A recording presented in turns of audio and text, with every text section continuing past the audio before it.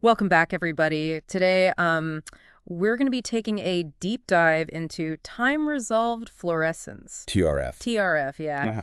It's this really cool technique that's changing how we measure light Yeah. in lots of different fields, like biochemistry and Ugh. immunology, all Mhm. sorts of things. It's almost like this superpower where you can see a faint star right next to the sun. Yeah, That's kind of what it does. that's a good analogy. So we're going to be looking at this awesome article from Assay. That's a good one. Yeah, it's called Time Resolved Fluorescence, TRF, Yeah. a comprehensive introduction. Nice.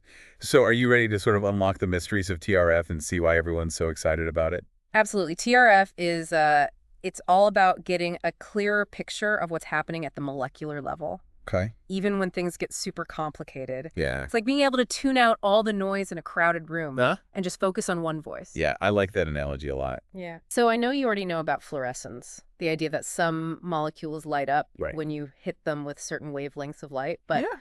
traditional fluorescence measurements often run into this problem with this background noise. Mhm. Can you tell us a bit more about that and why it's such a headache for researchers? Yeah, so imagine you're trying to study a protein in a cell, right? Right.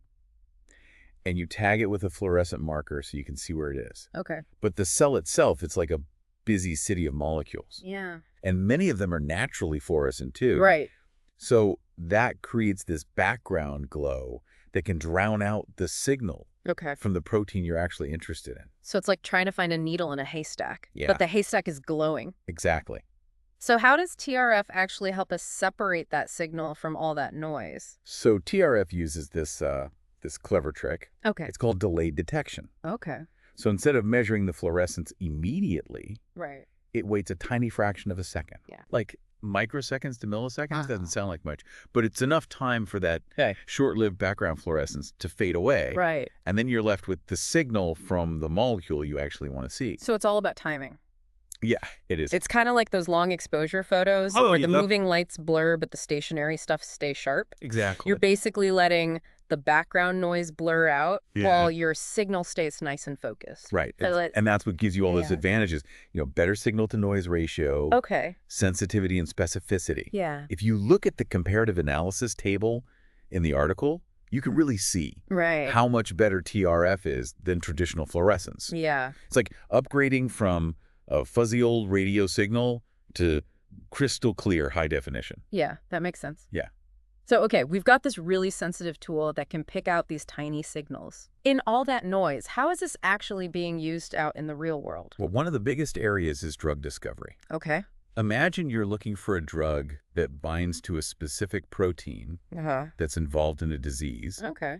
TRF lets you rapidly screen thousands of potential drug candidates Oh. to find the ones that actually work. Okay. And that speeds up the whole drug development process. So that could potentially save years of research. Absolutely. And that means life-saving treatments could get to patients faster. Exactly. That's amazing. But wouldn't that create a bottleneck down the line? Yeah. How do researchers actually deal with this huge amount of data? Yeah. It's a good question. Yeah. It's true that there can be a ton of data, Right. but TRF is great because it can be automated. Okay. The instruments can run these screens Right. and analyze the data Right. automatically, and then they flag the best candidates for further research.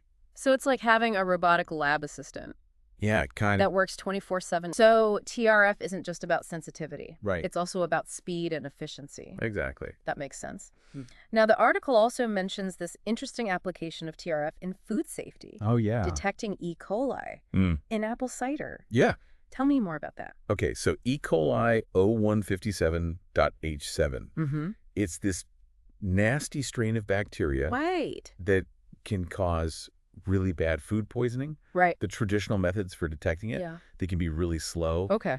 and they're not always reliable. Right. Especially with complex food samples. Exactly, yeah. Yeah. Yeah, but with TRF, Okay. scientists were able to develop this test Yeah. Okay. that can detect even tiny amounts of the bacteria really quickly. So that could really revolutionize food safety testing Absolutely. and prevent outbreaks. Yeah. Wow. It's like a molecular detective. Yeah. Finding a tiny little bacteria in a glass of apple cider, that's remarkable. Yeah, it is. And it just shows you how TRF can be used in all these unexpected ways. Mm-hmm. But let's not get ahead of ourselves. Okay. We've covered a lot.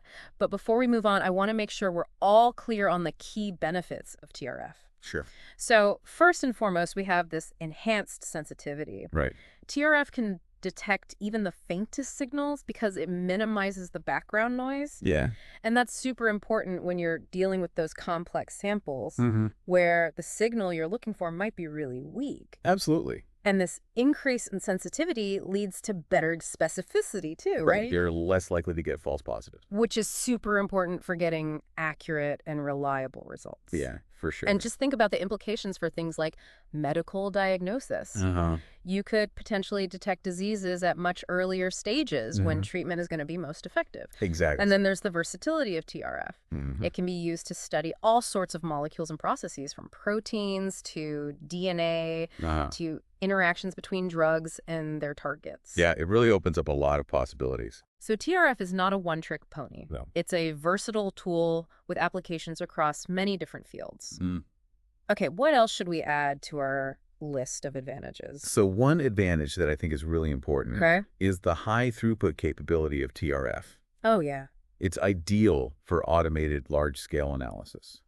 So being able to analyze hundreds or thousands of samples quickly and efficiently, Exactly. that's huge for drug discovery, Mhm. where speed is so important. Yeah, for sure. And also, TRF is a non-destructive technique, Yeah. right? That's right. That means the samples can often be used for other analyses later, Uh-huh. which is super valuable when you're working with limited materials. Mm. So it's not only sensitive and specific and versatile, it's also gentle on the samples. Yeah. That's a winning combination. Yeah, it is. Okay, so it seems like TRF has it all. Yeah, it's a really powerful technique. But I know there's always more to the story, right? Well, there are some challenges that researchers face when they're working with TRF. Oh, okay. So before we get too carried away with all the amazing things TRF can do, let's dive into those challenges in the next part of our deep dive. Sounds good. We'll be back after a short break Great. to explore those challenges in more detail. Welcome back to our deep dive into time-resolved fluorescence, TRF. TRF. Yeah. Before the break, we were talking about all the amazing things TRF can do, Right. its sensitivity, specificity, the whole 9 yards. Uh-huh. But like any powerful tool, there are limitations, right? Of course, yeah. TRF is powerful, but it's not a magic bullet. Okay. You know, there are definitely some hurdles that researchers face when they're using it. So what are some of the challenges? Well, one of the biggest challenges is finding the right fluorophores Okay. for the experiment. The fluorophores, those are the molecules that emit the light we measure in TRF. Exactly, yeah. And they need to have certain characteristics. Okay, so we need to be picky about our fluorophores. Well, but yeah. What kind of characteristics are we talking about? Well, for TRF to work really well, you need fluorophores that have long fluorescence lifetimes. Okay. That means they need to stay excited for a relatively long time after they're hit with light. So it's not just about any molecule that grows, it's about finding the ones that glow for the right amount of time. Exactly. Yeah, it's all about the timing. That sounds tricky. It can be. Yeah. And to make things even more challenging, Uh-huh. the ideal fluorophore can change depending on what you're trying to do. Okay. Some fluorophores are really sensitive to things like temperature Right. or pH, Uh-huh. and that can mess with the results. Okay. And some fluorophores might not work well with certain biological systems. So it's like trying to find the right key for a specific lock. Yeah, that's a good way to put it. You need the right fluorophore for the right experiment. Exactly. But what happens if researchers can't find a fluorophore that works for them? Well, sometimes they have to design and make their own. Wow, so they have to invent their own tools. Sometimes. Yeah, that adds a whole other level of complexity. It does. Yeah, it can be really time-consuming and difficult. Are there any other challenges? Yeah, for sure. Another thing to consider is the instrumentation. Okay. The instruments need to be incredibly precise Okay. when it comes to timing and detection.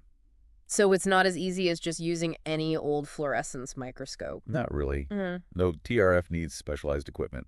And I bet that can be expensive. It can be, yeah. And it often requires special training to use and maintain. That could be a barrier for some researchers. Yeah, especially for smaller labs or those with limited funding.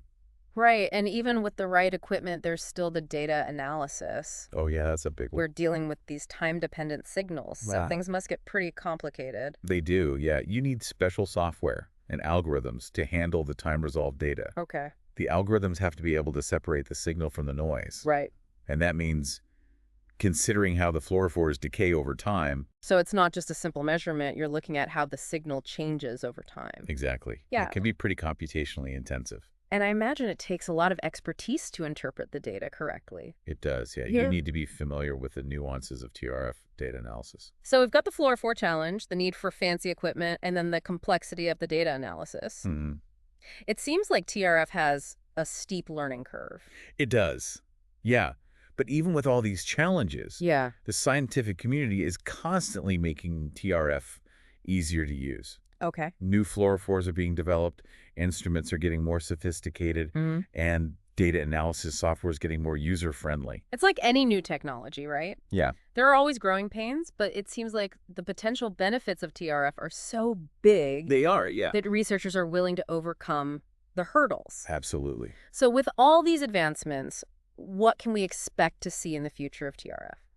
Well, one area that's really exciting is the development of even more specialized fluorophores. Imagine fluorophores that are so specific that they only light up in the presence of certain disease markers. Wow, so we could detect diseases even earlier. Exactly. Yeah, it would be like a microscopic early warning system. And these advancements aren't just limited to medicine, are they? No, not at all. We could use TRF sensors to detect pollutants in the environment Okay. with incredible sensitivity. So TRF could help us protect both human health and the environment. Absolutely, yeah. That's amazing. And what about breakthroughs in scientific research? Well, one thing I'm really excited about is combining TRF with other cutting-edge technologies, Okay. like super-resolution microscopy. Okay. Imagine being able to see the interactions between molecules in living cells Wow. with incredible detail. We could see things that were previously invisible. Exactly. That's incredible. And with AI and machine learning getting better all the time, Right. we'll be able to analyze that complex TRF data even more effectively. Yeah, for sure. So we'll not only be able to see more, but we'll also be able to understand it better. Mm-hmm. Yeah. It's really powerful, but we need to be careful too, right? Oh, absolutely. Yeah. As TRF becomes more advanced, Mhm. we need to have open discussions about the ethical implications. Okay.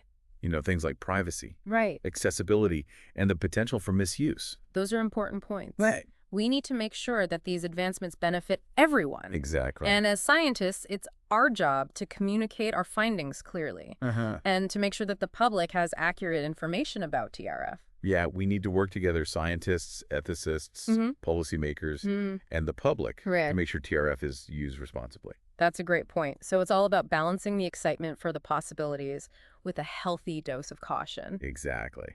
Now, with that in mind, let's move on to the final part of our deep dive, Okay. where we'll explore some of the most thought-provoking questions Sounds good. about the future of TRF. Stay tuned. Our- Welcome back to the final part of our deep dive into time-resolved fluorescence.